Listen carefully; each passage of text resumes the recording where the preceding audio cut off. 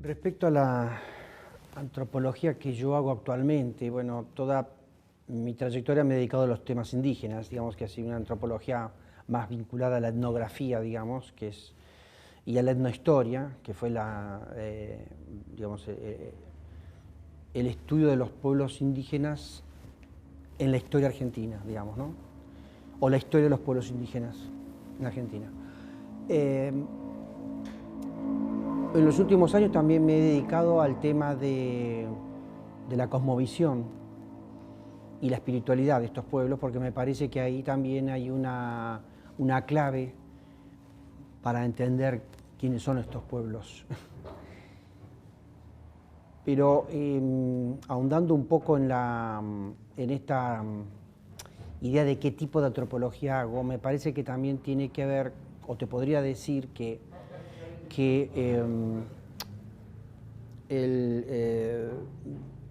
yo en la universidad me han enseñado a hacer una antropología donde la relación objeto-sujeto siempre fue una de las premisas. Es decir, mirar a los pueblos indígenas desde un lugar de investigador, de observador. Y en los últimos años el tipo de antropología que hago tiene que ver con una tarea antropológica en donde el acercamiento humano sea algo fundamental.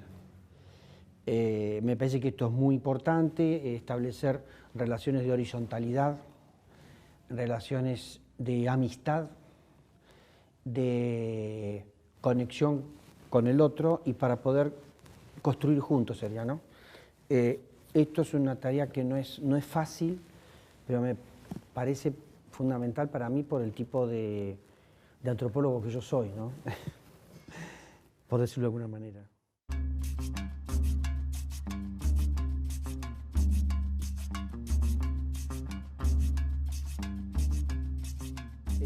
Mi relación con la academia, por el tipo de trabajo que yo hago, es buena, es muy buena. Tengo infinidad de amigos y colegas, obviamente. De hecho, yo pertenezco al staff docente y de investigadores de una universidad nacional, donde puedo desarrollar con amplia libertad mis ideas, mis concepciones.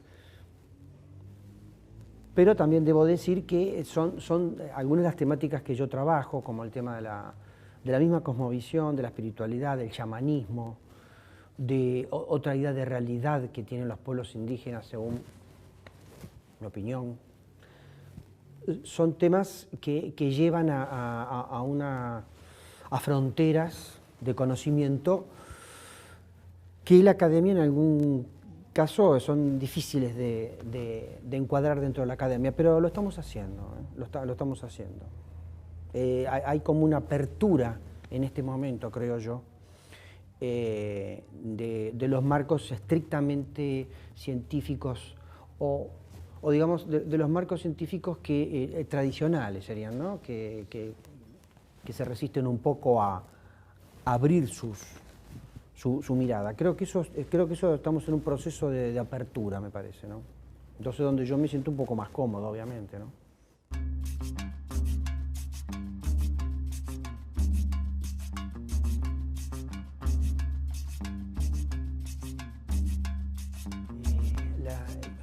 ¿Qué pasó con nuestros paisanos los simios? Mi primer libro, ¿no? Es decir, ¿qué pasó con ese libro? Ese libro fue una sorpresa para mí. Es decir, fue mi primer libro, fue una tarea que hoy no sé si la podría hacer realmente porque fueron años de investigación, muchísimos años de investigación, 15, 6 años de escritura. Incluso hubo momentos en donde pensé seriamente en abandonarlo, ¿no? Abandonar la escritura, porque empecé un proyecto totalmente que se me escapaba de las manos, ¿no? Pero bueno, la idea, como dijo un amigo, colega, me dijo que lo que es tener una idea, ¿no? Cuando lo llamé para decirle que había terminado de escribir el libro, ¿no? Era una idea muy fuerte mía. Yo creo que el libro fue un éxito y pegó de una manera inesperada, ¿no? Es decir, lleva 10 ediciones en 20 años, es como para un ensayo antropológico esas características es algo muy, muy raro, ¿no? Y yo lo que creo que el libro dice cosas y las dice de una manera que hasta ese momento no habían sido planteadas en la antropología. Y que es la idea de que de que los pueblos indígenas estuvieron siempre presentes en nuestra historia. Lo que pasa es que eso no estaba investigado del todo en su conjunto. Yo lo que hice simplemente fue armar la cadena de acontecimientos, de sucesos que demuestran el protagonismo de los pueblos originarios en la historia argentina. Ese argumento me parece que fue es una de las claves que tiene el libro, es un eje argumental, digamos, que me parece que no fue una novedad. Tanto para la antropología como para la historia, porque me he encontrado con colegas historiadores, les digo colegas respetuosamente, pues yo no soy historiador, pero que ellos encontraron, nuestros paisanos los indios, también una clave para mirar la historia desde otro lado, ¿no? Es decir, que para mí fue una sorpresa también que no solamente los antropólogos, sino los historiadores dijeran esto, ¿no? Y bueno, y el segundo elemento me parece muy importante, creo yo, que fue el estilo en que está escrito Nuestros Paisanos los Indios, ¿no? Que es un estilo de escritura que, si bien es un ensayo, y un ensayo antropológico, sin embargo está escrito de tal manera que puede acceder mucha gente, un público muy amplio, que de hecho eso fue lo que sucedió, ¿no? Entonces me parece que eso fue una clave. Yo siempre pensé en escribir el libro de una manera tal que no fuera una tesis de doctorado, si bien está considerado como la tesis de doctorado que yo no tuve, ¿no? Pero escrito de una manera que saliera de los marcos convencionales de un ensayo de tesis o de un, ¿no? Eso me parece que fue otro elemento muy importante, la forma de comunicar del libro.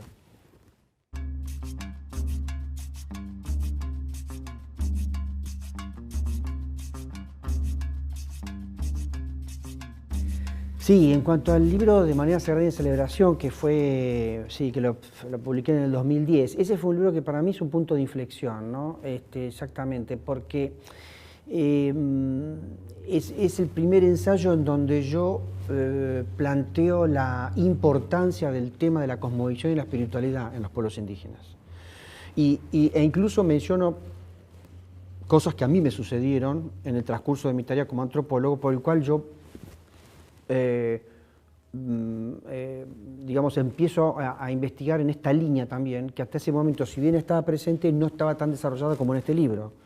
Por eso el libro tiene dos partes. Tiene una parte de identidad e historia de los pueblos originarios, que siempre para mí es como un marco general, y la segunda parte es la cosmovisión originaria, que yo lo llamo, ¿no? Donde está desarrollado esta idea del mundo que tienen los pueblos indígenas, que es una idea del mundo muy particular, y el eje de la espiritualidad que los convoca de una manera fundamental y que yo creo que es el eje identitario que ellos tienen y por el cual ellos saben perfectamente quiénes son, lo han sabido desde siempre y es una de las llaves para entender por qué esa resistencia de los pueblos indígenas tan importante a lo largo de la historia, más allá de los procesos de exterminio, los procesos de conquista que han sufrido, la discriminación y todas esas crueldades que se abatieron sobre ellos, ¿no? Me parece que ahí hay como una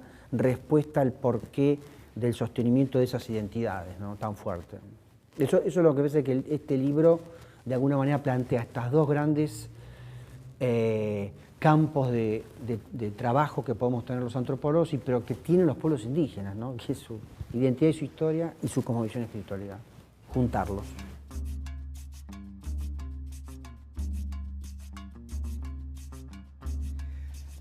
Sí, con respecto a mi último libro, Toda la Tierra es una sola alma, continúo con esta línea, pero introduzco una novedad, me parece, por lo menos desde mí, ¿no?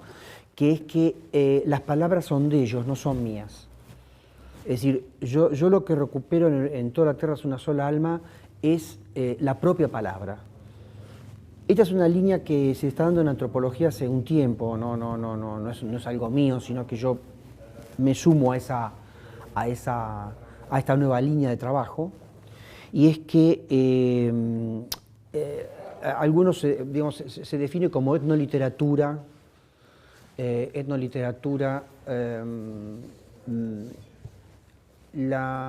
la idea de que los propios pueblos empiecen a decir su palabra. Entonces, ¿qué hice yo con este libro? Lo que hice fue recopilar una serie de textos que yo mismo tenía de mis propios trabajos de campo durante estos 40 años, que he recopilado un montón de frases, testimonios, rezos, canciones, explicaciones que yo nunca pude incluir en ningún otro libro, pero que las tenía ahí. Y luego trabajos de otros colegas, fuentes históricas, en fin, toda una serie de fuentes de las cuales yo recupero la palabra de ellos. Lo único que yo hice fue hacer un ordenamiento de temas, dividí el libro en capítulos con varios temas en cada uno de los capítulos para ordenar las temáticas, pero los textos son de ellos, ¿no? Esa creo que es la novedad que tiene este libro. Hay una corriente importante de etnoliteratura en toda América. En América del Norte hace muchos años que está esto, desde fines del siglo XIX y XX los indígenas escriben, y acá ahora se está abriendo mucho en Argentina este nuevo territorio, ¿no?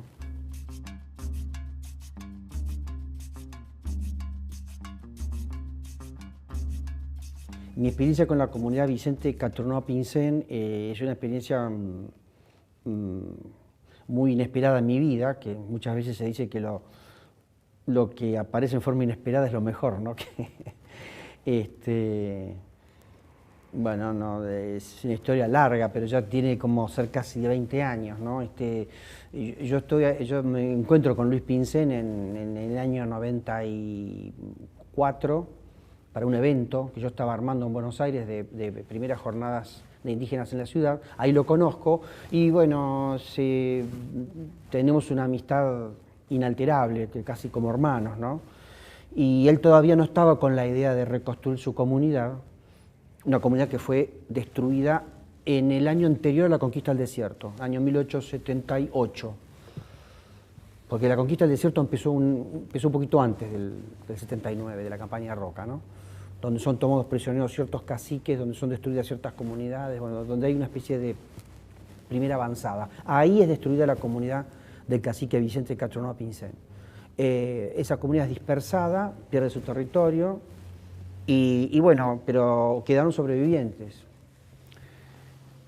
Y quedaron sus nietos, tataranietos, y entre ellos Luis, que es el tataranieto del cacique, y él empieza después de hace unos 15 años aproximadamente la idea de reconstruir la comunidad. Yo formo parte de ese proceso como uno más, lo cual a mí me cambió bastante también la perspectiva desde mi ser antropólogo, ¿no? Porque empezó a interrelacionarse en mi ser persona con ser antropólogo, ¿no? Juntar las dos cosas. Y bueno, obviamente para mí es un honor formar parte de ese proceso e incluso formar parte de asistir a 2 ceremonias anuales en el sur con los mapuches, 2 ceremonias del Guillatún o Camaruco, que es la ceremonia más importante que ellos tienen. Y yo participo junto con los Pinsén en 2 ceremonias anuales, una en abril y otra en noviembre, donde la comunidad Pinsén va a recuperar la ceremonia que ellos perdieron acá en La Pampa, en el ámbito pampeano. Porque eran comunidades pampeanas, pero que tenían mucha influencia de los mapuches. Ellos son de origen Gununacuna, o Tehuelche del Norte, mapuche, mestizos, ¿no? Entonces yo formo parte de ese proceso, y el proceso de reetnización a que yo aludo, incluso en algunos trabajos que publiqué, tiene que ver con que esta comunidad, como otras comunidades indígenas, han perdido absolutamente todo, pero lo que no perdieron es la voluntad de rehacerse a sí mismos. En esa voluntad de rehacerse a sí mismos está el proceso de recuperación de distintos elementos que han ido perdiendo. La lengua, las ceremonias, costumbres, ritos, artes, en fin, el universo es vastísimo de recuperar. Lo que tiene de particular este proceso de reorganización de la comunidad Pinsén, que no parte de la idea de recuperar inicialmente un territorio perdido, sino de recuperarse a sí mismos a partir del eje precisamente de la espiritualidad.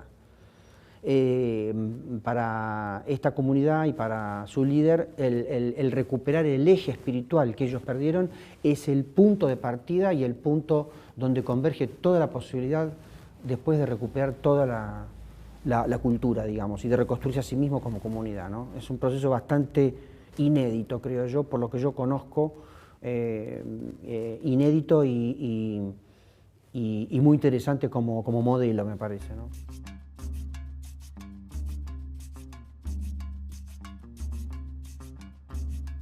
Digamos, creo que el proceso de esta comunidad, con una cuna mapuche, sale un poco de lo mapuche tradicional. Porque ellos son tehuelches mapuches, es una comunidad que en épocas históricas el cacique Pincel era una comunidad autónoma. Es decir, para poder graficarlo estaba en el momento previo a la conquista del desierto, cuando los caciques todavía detentaban todo su poder, estaban las comunidades mapuches o mapuches huiliches con Calfucurá y Namuncurá a la cabeza, luego Calfucurá muere y queda Namuncurá, los ranqueles,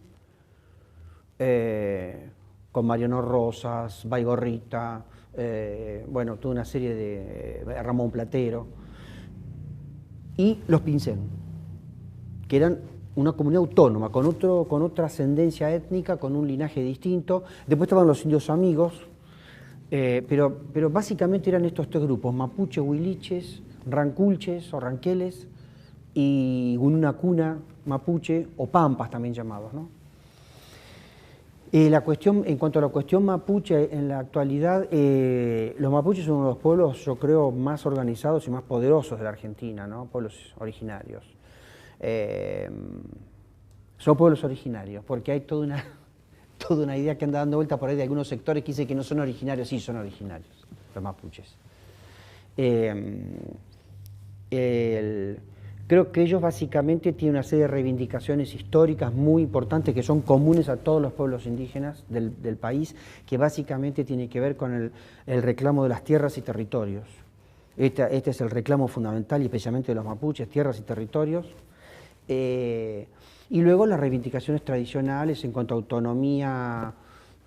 Ellos no plantean una separación del Estado, sino una autonomía en cuanto a ciertas capacidades de decidir libremente en las comunidades, cosa que ya se está haciendo. De hecho, tienen sus autoridades, tienen sus temas de salud, educación. Bueno, los temas tradicionales donde los pueblos indígenas tienen debilidades, ellos reclaman eso, y yo diría que lo fundamental es el tema de la tierra, ¿no? En el caso de los mapuches, es lo que a mí me parece, ¿no?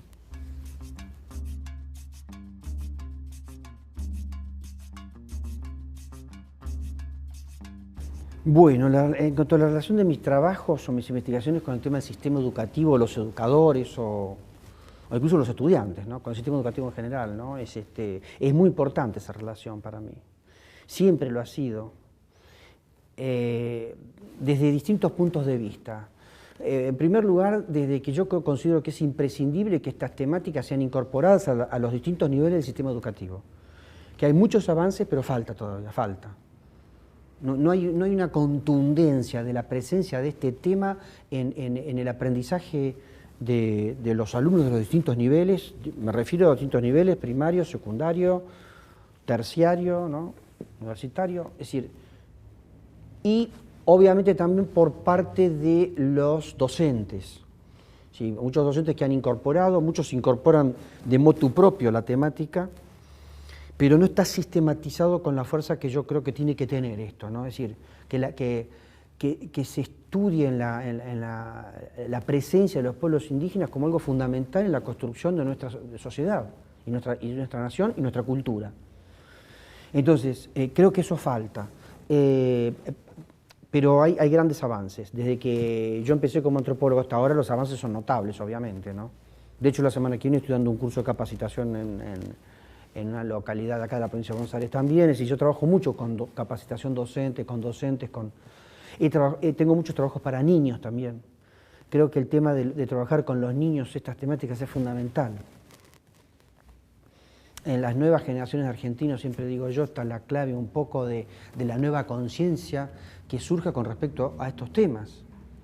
Entonces, el niño ya en la escuela primaria es muy importante que reciba estos contenidos y reciba por parte del docente ámbitos de discusión, de reflexión, de que pueda compartir con referentes de los pueblos indígenas, de su presencia acá entre nosotros. Esto es muy importante, el trabajo con niños. Yo he hecho bastantes trabajos, afortunadamente, He podido hacer colecciones de narraciones de los pueblos indígenas para niños.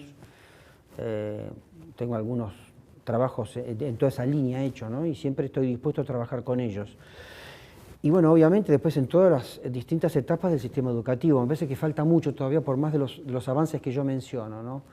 Falta todavía una conciencia que incluso muchas veces se refleja en lo que sucede con los medios. Los medios todavía muchos medios se siguen asombrando de la presencia de indígenas en Argentina, aunque parezca mentira, ¿no? Bueno, eso me parece que lo tenemos que empezar a desterrar, ¿no? Es decir, los indígenas son parte de nuestra identidad y son una presencia viva y protagónica.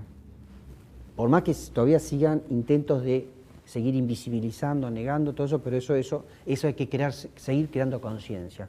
Conciencia y difusión de contenidos en los distintos diseños curriculares de todos los niveles del sistema educativo, para lo cual los docentes son personajes fundamentales.